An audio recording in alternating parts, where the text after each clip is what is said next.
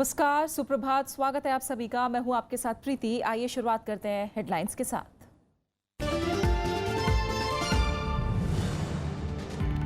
जम्मू कश्मीर के राज्यपाल की सभी दलों से अपील, शांति बहाली के लिए साथ आने की कही बात। राजौरी में पाकिस्तानी गोलीबारी में एक महिला की मौत, एक जख्मी।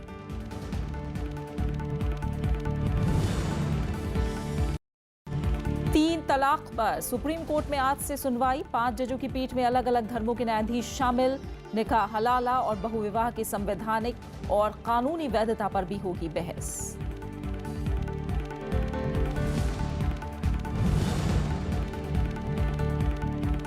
महाराष्ट्र ने कर्नाटक के लिए छोड़ा 2.5 अरब घनफीट पानी। सूखे से निपटने के लिए महीने भर में दूसरी बार मदद। कर्नाटक के 12 बांधों में महज 20% पानी।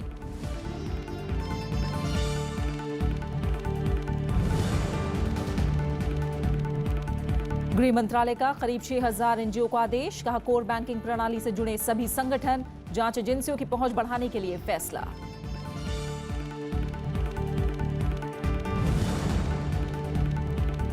और एशियाई कुश्ती चैंपियनशिप में भारत को कांस्य। हरप्रीत सिंह ने ग्रीको रोमन मुकाबले में जीता पदक। चीनी पहलवान जुंजी ना को 3-2 से किया चित।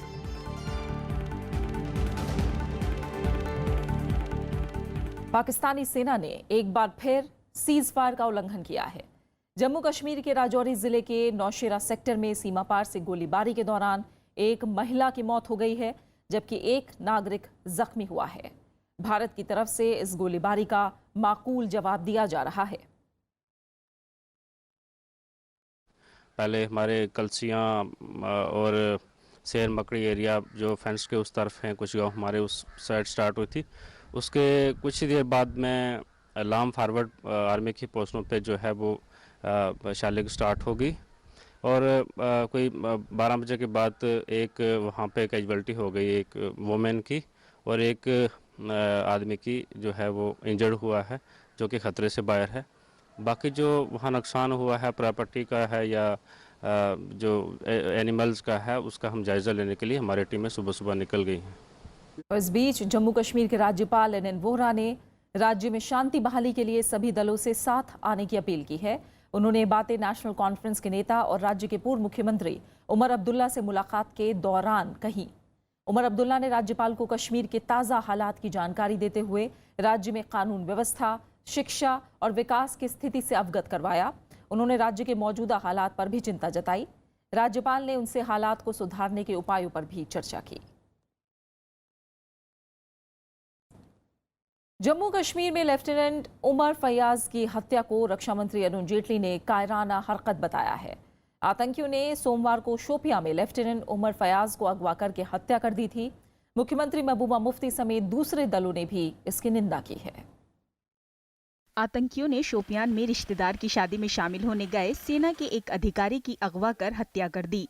पुलिस के मुताबिक छुट्टी पर घर आए लेफ्टिनेंट उमर फयाज को 5-6 आतंकी मंगलवार को बंदूक की नोक पर ले गए।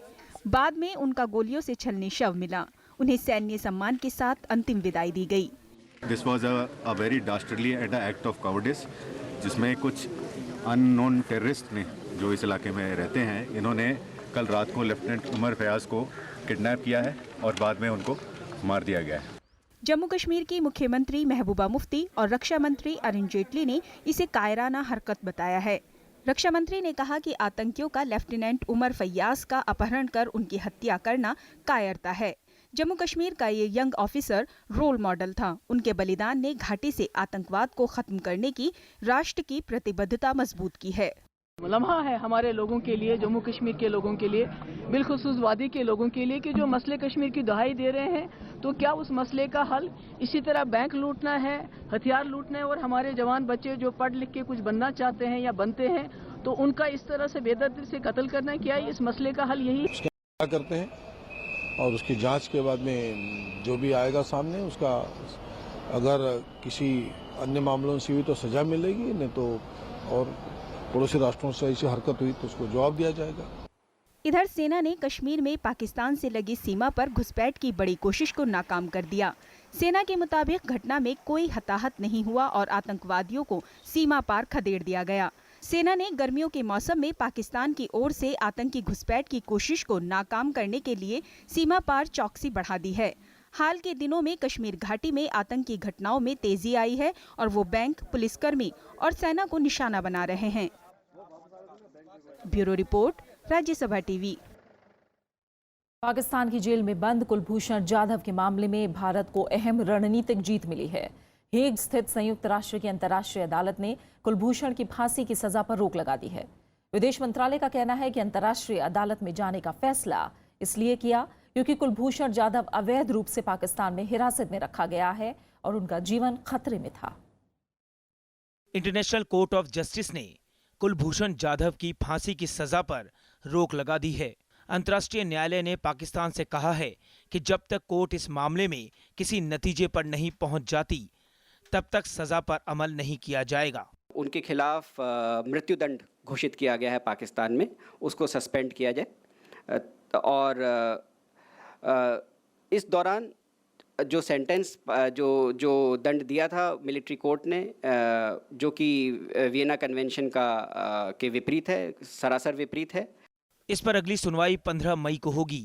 भारत सरकार ने 8 मई को अंतर्राष्ट्रीय अदालत में मुकदमा दायर किया था। इसमें पूर्व नौसेना अधिकारी कुलभूषण जाधव की सजा पर रोक लगाने और उनसे संपर्क की इजाजत देने की अपील की है। The life of an Indian citizen is at threat. We have been denied consular access, which is in contravention to the international law, and therefore we have sought this course of action. It is a very carefully considered decision. Pakistan ने कुलभूषण जाधव की स्थिति के बारे में भारत को कोई जानकारी नहीं दी है और 16 बार काउंसलर एक्सेस के अनुरोध का जवाब नहीं दिया है। विदेश मंत्री के पहल के बावजूद कुलभूषण के परिवार को पाकिस्तान ने अब तक वीजा भी नहीं दिया है। इसके चलते भारत ने अंतर्राष्ट्रीय न्यायालय जाने का फैसला किया। एक गर्व की बात है कि जो हमारा स्टैंड था, जो हमारा दावा था कि ये सब पाकिस्तान की कोशिश है देश को बदनाम करने की, उसके ऊपर रोक लगी है। इस मामले में पाकिस्तान की हताशा साफ झलक रही है। उसका कहना है कि अभी वो इस फैसले की समीक्षा कर रहा है। अंतर्राष्ट्रीय अदालत का फैसला पाकिस्तान के लिए एक बड़ा राजनीतिक और नैतिक दबाव है।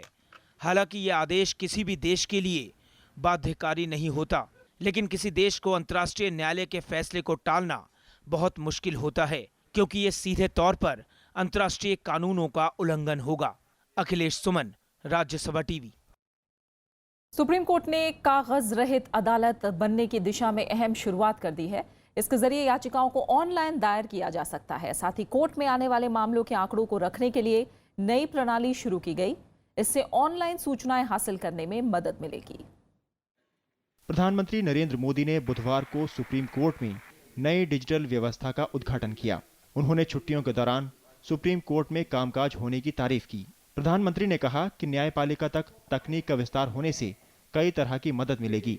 मुझे कई जगह से खबरें आ रही हैं कि बहुत बड़ी मात्रा में हाई कोर्ट में, सुप्रीम कोर्ट में जजेस अपने वैकेशन को कम करके विदेश के लिए अपना समय देने वाले हैं, जिसके लिए आपका बहुत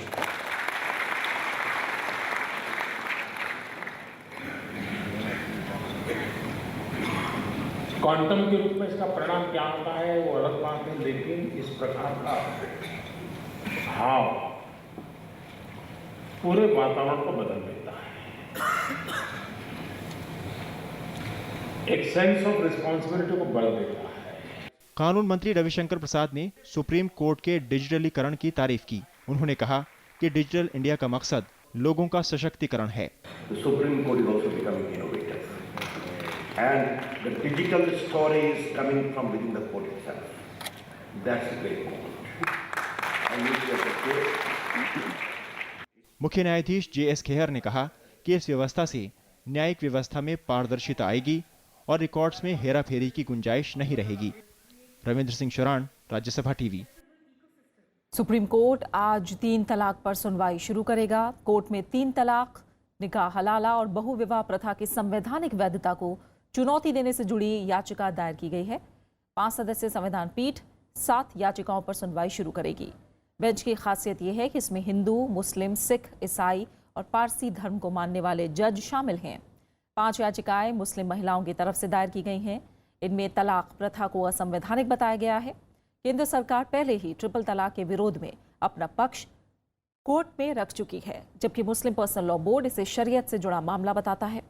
आज उन सवालों को तय किया जाएगा जिन मुद्दों पर मामले की सुनवाई होनी है। मसले का जल्द निपटारा करने के लिए सुप्रीम कोर्ट की गर्मी की छुट्टियों में रोज सुनवाई होगी। बीएसपी ने नसीमुद्दीन सिद्दीकी को निकाल दिया है। उन पर पार्टी विरोधी गतिविधियों और पार्टी के नाम पर पैसा लेने का आरोप है। विधानसभा चुनाव में हार के बाद ये मायावती का सबसे बड़ा फैसला है। बीएसपी के अल्पसंख्यक चेहरे नसीमुद्दीन सिद्दीकी और उनके बेटे अफजल सिद्दीकी को पार्टी से निकाले जाने का ऐलान महासचिव सतीश चंद्र मिश्रा ने किया। पार्टी का आरोप है कि राज्य के कई बूचड़खानों में सिद्दीकी की हिस्सेदारी है। कई जगहों पर उनकी बेनामी संपत्ति है। पार्टी के मुताबिक विधानसभा चुनाव से पहले सिद्दीकी ने ये कहकर लोगों से पैसा लिया कि राज्य में बीएसपी की सरकार बनने वाली है। इन्होंने लखनऊ, बांदा, नोएडा आदि में अपनी बेनामी संपत्तियों को बेचने के लिए यह काफी गलत प्रचार करवाया कि बीएसपी मुझ पर पार्टी के लिए काफी मोटी रकम देने का दबाव बना रही है। विधानसभा चुनाव में हार के बाद नसीमुद्दीन को उत्तर प्रदेश से हटा दिया गया था। उन्हें मध्य प्रदेश का प्रभारी बनाया गया था। पार्टी ने अनुशासन तोड़ने वाले नेताओं को कड़ी चेतावनी दी है। कहना है कि पार्टी ऐसे किसी भी पुराने व वरिष्ठ कार्यकर्ता व नेता को कतई भी बर्दाश्त नहीं करेगी और न ही उसे पार्टी में रखेगी जिसकी गतिविधियां अपनी व्यक्तिगत स्वार्थ में पार्टी के लिए जबरदस्त घातक हो। इस बीच नसीमुद्दीन सिद्दीकी ने बीएसपी की हार के लिए मायावती की गलत नीतियों को जिम्मेदार ठहराया। उन्होंने कहा कि मायावती ने मुस्लिमों के खिलाफ गलत और आपत्तिजनक बयान दिया। विधानसभा चुनाव में करारी हार के बाद पार्टी में बड़े फेरबदल की कवायद चल रही है। प्रदेश के सभी जोन, मंडल और जिला संगठनों को भंग कर दिया गया है।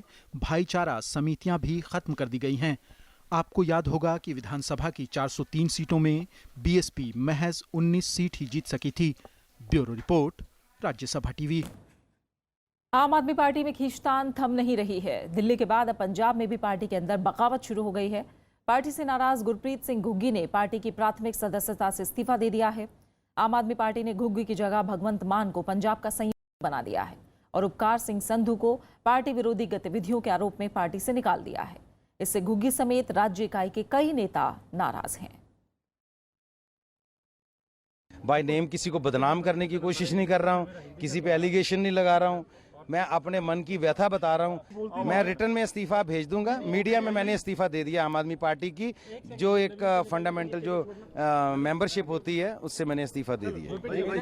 आम आदमी पार्टी से निकाले गए नेता कपिल मिश्रा बुधवार को अपनी ही पार्टी के खिलाफ अनशन पर बैठ गए हैं। उनकी मांग है कि अरविंद केजरीवाल पार्टी नेताओं के विदेश दौरों की जानकारी सार्वजनिक करें। इस बीच पुलिस ने कपिल मिश्रा पर हमला करने वाले शख्स को गिरफ्तार कर लिया है। पार्टी नेता संजय सिंह ने कपिल मिश्रा पर तंज कसते हुए उन्हें बीजेपी का एजेंट बताया। आम आदमी पार्टी से निलंबित नेता कपिल मिश्रा अरविंद केजरीवाल की चुप्पी के खिलाफ धरने पर बैठे हैं। उनकी मांग है कि केजरीवाल संजय सिंह, आशीष खेतान, दुर्गेश पाठक, आशुतोष और राघव चड्ढा के विदेशी दौरों की जानकारी सार्वजनिक करें। देखो, ये तीन बहाने बना रहे हैं। पहला बहाना बना रहे हैं कि मैं बीजेपी या मोदी का एजेंट हूँ। दूसरा बहाना बना रहे हैं कि ये कुमार विश्वास के चक्कर में हो रहा है। तीसरा बहाना बना रहे हैं कि आज ही क्यों बोल रहे हैं। तीनों बहाने, मैं किसी का भी एजेंट हूँ इस दुनिया में। विदेशी यात्राओं के दौरों की जानकारी तो दीजिए देश को। इसका इस सवाल से क्या लेना देना है? आप किसके पैसों से विदेश गए ये देश को बता दीजिए। इसमें ये इतनी बहानेबाजी की क्या जरूरत है? कोई बड़ी मुश्किल चीज़ बोली है क्या हमने? आम आदमी पार्टी के नेता संजय सिंह ने अपने विदेशी दौरे की जानकारी को सार्वजनिक किया है और कपिल मिश्रा पर बीजेपी की भाषा बोलने का आरोप लगाया है। वही भाषा बोली जा रही है जो भाषा बीजेपी बोलती है। अब आप देखिए, देशद्रोह, देशभक्ति का खेल कौन खेलता है इस देश में? बीजेपी खेलती है, आरएसएस खेलती है। कपिल मिश्रा ने मंगलवार को पार्टी संयोजक अरविंद केजरीवाल के खिलाफ सीबीआई में 3 एफआईआर दर्ज करवाई थी। मंत्री पद से हटाए जाने और पार्टी से निकाले गए कपिल मिश्रा ने अरविंद केजरीवाल के खिलाफ मोर्चा खोल दिया है। अनु दीवान, राज्यसभा टीवी। और खबरें जारी हैं, आप बने रहे हमारे साथ। हम लौट रहे हैं एक छोटे से ब्रेक के बाद।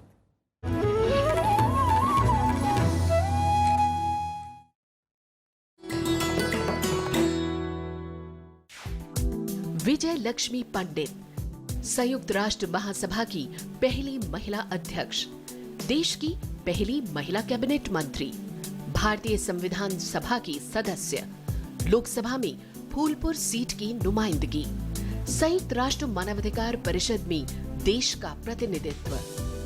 विजय लक्ष्मी पंडित के नाम है उपलब्धियां अनेक। नेहरू परिवार की ये सदस्य है देश की सफलतम राजनीतिज्ञों में से एक।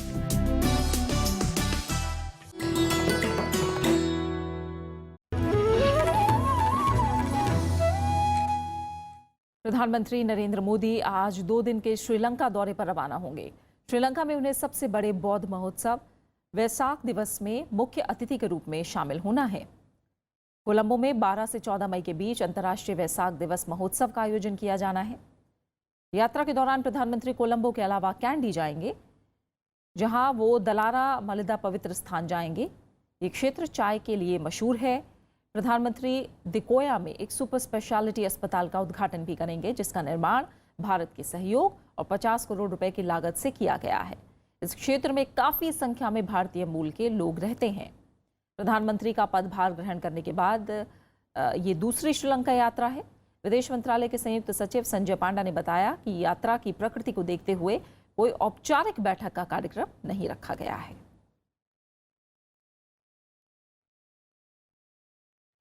लेकिन दोनों देशों के नेता अनौपचारिक तौर पर आपसी और अंतर्राष्ट्रीय मुद्दों पर मशवरा करेंगे।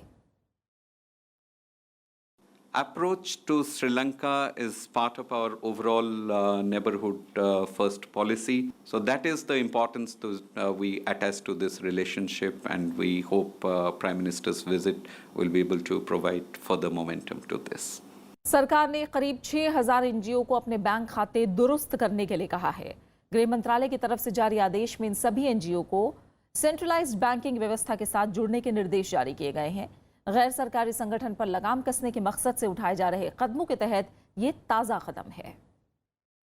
गैर सरकारी संगठनों से जुड़े नियमों को सख्त बनाते हुए गृह मंत्रालय ने 5,845 एनजीओ को निर्देश जारी किया है। इन सभी गैर सरकारी संगठनों को बैंकिंग के मूल प्रारूप में अपने खाते खोलने के लिए कहा गया है। साथ ही गड़बड़ी की स्थिति में सुरक्षा एजेंसियों की किसी भी वक्त पहुंच के लिए जानकारियां देने को कहा गया है। ये फैसला इसलिए भी लिया गया है ताकि विसंगति के दौरान जांच एजेंसियां एनजीओ के बैंक खातों से जानकारी जुटा सके। दरअसल सरकार को जानकारी मिली है कि देश में कई एनजीओ ऐसे हैं जिनके सहकारी बैंकों या राज्य सरकार के स्वामित्व वाले बैंकों में खाते हैं और इनमें बैंकिंग की मूल सुविधाएं नहीं हैं, जबकि कोर बैंकिंग प्रणाली के तहत नेटवर्क बैंकों की सभी शाखाएं एक दूसरे से जुड़ी होती हैं। गड़बड़ी करने वाले एनजीओ पर लगाम कसने के मकसद से सरकार लगातार कदम उठा रही है। पिछले 3 सालों में गैर सरकारी संगठनों की तरफ से नियमों के उल्लंघन के कई मामले सामने आए हैं। 10,000 से ज्यादा एनजीओ के पंजीकरण रद्द भी किए जा चुके हैं, जबकि 1,300 से ज्यादा एनजीओ के लाइसेंस नवीकरण के लिए मंजूर भी नहीं किए गए हैं। फिलहाल देश में करीब 24,000 सक्रिय एनजीओ हैं, जबकि 2014-15 में ये संख्या 40,000 थी। Bureau report, Rajya Sabha TV. चुनाव आयोग की ओर से 12 मई को बुलाई गई सर्वदलीय बैठक में ईवीएम का डेमो पेश किया जाएगा। आयोग ने तमाम राजनीतिक दलों के तकनीकी विशेषज्ञों को भी बैठक में आने का न्योता दिया है। ईवीएम की आलोचना करने वाले दल दावा कर रहे हैं कि ईवीएम की सत्यता संदेह के घेरे में है। ईवीएम को लेकर विपक्षी दलों की ओर से उठाई गई तमाम शंकाओं और विवादों के बाद राजनीतिक दलों को इस मुद्दे पर बातचीत के लिए न्योता दिया है। 12 मई को देश के सभी राष्ट्रीय और क्षेत्रीय दल आयोग के साथ चर्चा कर सकेंगे। इस दौरान वीवीपैट की व्यवस्था पर भी बातचीत होगी। चुनाव आयोग ने ईवीएम के डेमो की व्यवस्था की है। It is time that Election Commission takes steps to restore faith in EVMs. Otherwise, there will be demand for going back to the paper ballots. एक परसेप्शन बना है जाने अनजाने कि इसमें गड़बड़ी हो रही है या हो सकती है, तो ये दायित्व तो बनता है इलेक्शन कमीशन का कि वो करे। 9 मई को दिल्ली विधानसभा में आम आदमी पार्टी के विधायक सौरभ भारद्वाज ने निजी तौर पर तैयार ईवीएम के डेमो से नतीजे बदलकर दिखाए थे। हालांकि आयोग ने चुनावों में इस्तेमाल होने वाली ईवीएम को तकनीकी तौर पर पूरी तरह सुरक्षित बताया है। आम आदमी पार्टी ने कहा कि वो आयोग की बैठक में ईवीएम की गड़बड़ी को साबित करेंगे। आम आदमी पार्टी ने फैसला किया है कि हम इनके हैकाथन में भी जाएंगे, 12 तारीख को ऑल पार्टी मीटिंग है उसमें भी हम जाएंगे। भारत के इलेक्शन कमीशन ने सब पार्टियों को बुलाया है। उससे पहले ये नाटक नौटंकी लोगों का ध्यान भटकाने के लिए, अपने भ्रष्टाचार पे जवाब ना देना पड़े, उसके लिए ये सब नाटक की जो चित्रकथा पटकथा है वो अरविंद केजरीवाल जी ने लिखी है। यूपी विधानसभा चुनाव के नतीजे आने के बाद बीएसपी सुप्रीमो मायावती ने ईवीएम पर सवाल उठाए थे, जिसका कई विपक्षी दलों ने समर्थन किया था। साथ ही बैलेट पेपर से चुनाव कराने की मांग की थी। अनु दीवान और कृति मिश्रा के साथ प्रणव गोस्वामी, राज्यसभा टीवी। महाराष्ट्र ने कर्नाटक के सूखा पीड़ित इलाकों के लिए 2.5 अरब घन फीट पानी छोड़ दिया है। कर्नाटक के जल संसाधन मंत्री एमबी पाटिल ने इस बात की जानकारी दी। प्रदेश में पानी की कमी दूर करने को लेकर महाराष्ट्र ने महीने भर में दूसरी बार ये मदद की है। इससे पहले 13 अप्रैल को भी महाराष्ट्र ने कर्नाटक के सूखा पीड़ित इलाकों के लिए कोयना बांध से 2.5 अरब घन फीट से ज्यादा पानी छोड़ा था। केंद्रीय मंत्री अनंत कुमार की अपील के बाद महाराष्ट्र ने यह फैसला किया। कर्नाटक इन दिनों भीषण सूखे की चपेट में है। राज्य के 12 बांधों में से 9 बांधों में महज 20% ही पानी बचा है, जो अब तक के सबसे निचले स्तर पर है। राजस्थान के भरतपुर में एक मैरिज हॉल की दीवार गिरने से 23 लोगों की मौत हो गई, 28 लोग घायल हुए हैं। इन लोगों को अस्पताल में भर्ती कराया गया है। मरने वालों में 11 पुरुष, 8 महिलाएं और 4 बच्चे शामिल हैं। हादसा बीती रात चामुंडा देवी इलाके में हुआ। तेज बारिश और आंधी की वजह से मैरिज हॉल की कमजोर दीवार ढह गई, जिस वजह से यह हादसा हुआ। भारत और रूस सुरक्षा, परमाणु ऊर्जा और आपदा प्रबंधन समेत दूसरे क्षेत्रों में सहयोग जारी रखेंगे। रूस के उप प्रधानमंत्री दिमित्री रोगोजिन के साथ कल बैठक के बाद विदेश मंत्री सुषमा स्वराज ने इसकी जानकारी दी। उन्होंने कहा कि दोनों देश विशेष रणनीतिक सहयोगी हैं और अब वो निजी क्षेत्र में भी सहयोग के लिए आगे आ रहे हैं। 1 जून को प्रधानमंत्री नरेंद्र मोदी सेंट पीटर्सबर्ग में रूस के राष्ट्रपति व्लादिमीर पुतिन के साथ सालाना शिखर वार्ता में शामिल होंगे। इसमें दोनों देशों के बीच आगे की रणनीति पर बातचीत होगी। We agreed to work closely in the months ahead to take forward many of the collaborative ideas that emerged in diverse fields, including security, nuclear, space, disaster management, trade and economy, science and technology, and people-to-people linkages. Bharat ने पाकिस्तान से medical visa के नाम पर आने वालों के लिए एक नई शर्त लगाई है। विदेश मंत्रालय प्रवक्ता गोपाल बागले ने बताया कि मेडिकल वीजा के लिए पाकिस्तानी नागरिकों को अब विदेश मामलों के सलाहकार सरताज अजीज का पत्र लाना होगा। इससे मेडिकल वजहों से पाकिस्तान से आने वाले आदमी की पुष्टि हो सकेगी। उनकी सरकार से विदेश मंत्री साहब, उनके जो फॉरेन पॉलिसी एडवाइजर हैं, if he can write to our external affairs minister recommending that such person has this condition and he needs a treatment in India, we will immediately issue the visa. और खेल की दुनिया से अहम खबर है। एशियाई कुश्ती चैंपियनशिप में भारत की हरप्रीत सिंह ने ग्रीको रोमन के 80 किलोग्राम भार वर्ग में कांस्य पदक जीता है। हरप्रीत ने चीन के जूंजीना को 3-2 से हराकर एशिया चैंपियनशिप में अपना लगातार दूसरा कांस्य पदक जीता। पहले दौर के बाद स्कोर 1-1 से बराबर था, लेकिन भारतीय खिलाड़ी ने शानदार वापसी की और दूसरे दौर में 3-1 से बढ़त हासिल कर ली। इससे पहले हरप्रीत ने क्वालिफिकेशन दौर में जापान के यूया माएता को 2-1 से हराया, लेकिन वो क्वार्टर फाइनल में कोरिया के जून हयोंग किम से 0-8 से पराजित हो गए। आज राष्ट्रीय प्रौद्योगिकी दिवस है। भारतीय वैज्ञानिक और औद्योगिक संस्थाओं के लिए आज का दिन खास महत्व रखता है। पूर्व प्रधानमंत्री अटल बिहारी वाजपेयी कार्यकाल में 1998 में आज के दिन भारत ने दूसरा सफल परमाणु परीक्षण किया था। प्रौद्योगिकी के क्षेत्र में बड़ी उपलब्धि हासिल होने के उपलक्ष्य में ही राष्ट्रीय प्रौद्योगिकी दिवस मनाया जाता है। विज्ञान और प्रौद्योगिकी से जुड़े संस्थान इस दिन को भारत की प्रौद्योगिकीय क्षमता के विकास को बढ़ावा देने के लिए मनाते हैं। आज के दिन घरेलू स्वदेशी एयरक्राफ्ट हंस 3 ने भी परीक्षण उड़ान भरी थी। इसके अलावा त्रिशूल मिसाइल का सफल परीक्षण भी भारत ने इसी दिन किया था। बेहतरीन उपलब्धियों के लिए आज के दिन राष्ट्रीय प्रौद्योगिकी पुरस्कार आते हैं। और अब बात खास शख्सियत की। उर्दू के मशहूर लेखक सादत हसन मंटो की आज जयंती है। मंटो फिल्म और रेडियो पटकथा लेखक और पत्रकार भी थे। मंटो का लेखन तमाशा कहानी से शुरू हुआ और टोबा टेक सिंह, खोल दो, घाटे का सौदा, खबरदार, बेखबरी का फायदा और पेशकश जैसी कई बेहतरीन कहानियों में बदस्तूर जारी रहा। मंटो की कई कहानियों के लिए उन पर मुकदमे भी किए गए।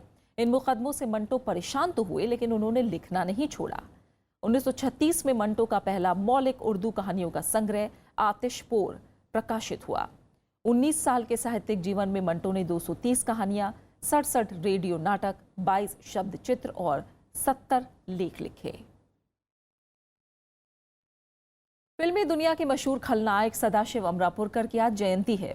2 बार फिल्म फेयर पुरस्कार हासिल करने वाले अमरापुरकर ने कई हिट फिल्मों में यादगार अभिनय किया। नेगेटिव रोल के अलावा उन्होंने दर्शकों को खूब हंसाया भी। सदाशिव अमरापुरकर का गुरुदेव मैं हूं मैं। हिंदी और मराठी सिनेमा के जाने माने अभिनेता। अपने नेगेटिव रोल्स के लिए मशहूर सदाशिव अमरापुरकर की दिलचस्पी हमेशा से थिएटर में ही रही।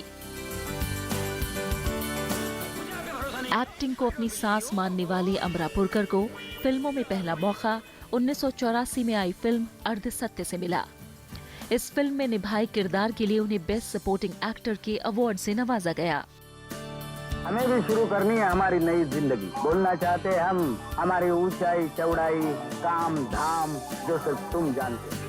अमरापुरकर को 2 बार फिल्म फेयर पुरस्कार भी मिला। 1991 में आई सड़क के लिए उन्हें सर्वश्रेष्ठ खलनायक का फिल्म फेयर अवार्ड मिला। टॉप की वेश्या बनाऊंगी तुझे, एकदम टॉप की, ये मेरी गारंटी। अमरापुरकर ने करीब 250 फिल्मों में काम किया, जिनमें सड़क, हुकूमत, आँखें और इश्क काफी कामयाब रहीं। अपनी अदाकारी से सदाशिव ने दर्शकों को खूब गुदगुदाया भी। मुझे जवाब चाहिए तो पहले सवाल करो। ओ मैं पूछता हूँ, हीरो तक पहुँचने के लिए तुमने क्या किया? मैंने क्या कुछ नहीं किया। पुलिया बदला, बर्फ से फिसला, साइकिल से गिरा, सिग्नल तोड़ा, घुटना भी फोड़ा, शट अप भी किया। प्रभु एक बात कहूँ? कहो कहो। 20 साल में तो बिल्कुल नहीं बदला। Thank you. पहले भी गंजा था, आज भी गंजा है। साल 2013 में आई फिल्म बॉम्बे टॉकीज बतौर अभिनेता सदाशिव अमरापुरकर की आखिरी फिल्म थी। फिल्म जगत के इस बेहतरीन कलाकार ने 2014 में दुनिया को अलविदा कह दिया। मगर प्यारे वही तो मैं पूछ रहा हूँ कि वो कुर्बानी देगा कौन? Bureau report, Rajya Sabha TV. देगा कौन क्या? और अब आखिर में हेडलाइंस। जम्मू कश्मीर के राज्यपाल की सभी दलों से अपील, शांति बहाली के लिए साथ आने की कही बात। राजौरी में पाकिस्तानी गोलीबारी में एक महिला की मौत, 1 जख्मी। 3 तलाक पर सुप्रीम कोर्ट में आज से सुनवाई। 5 जजों की पीठ में अलग अलग धर्मों के न्यायाधीश शामिल। निकाह हलाला और बहुविवाह के संवैधानिक और कानूनी वैधता पर भी होगी बहस। महाराष्ट्र ने कर्नाटक के लिए छोड़ा 2.5 अरब घन फीट पानी। सूखे से निपटने के लिए महीने भर में दूसरी बार मदद। कर्नाटक के 12 बांधों में महज 20% पानी।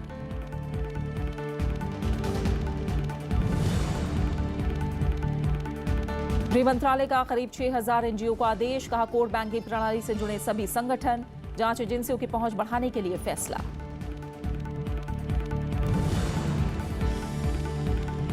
और एशिया कुश्ती चैंपियनशिप में भारत को कांस्य। हरप्रीत सिंह ने ग्रीको रोमन मुकाबले में जीता पदक। चीनी पहलवान जू जीना को से किया चित। और इसी के साथ फिलहाल इस बुलेटिन में इतना ही। आगे आप देख सकते हैं देश देशांतर। नमस्कार।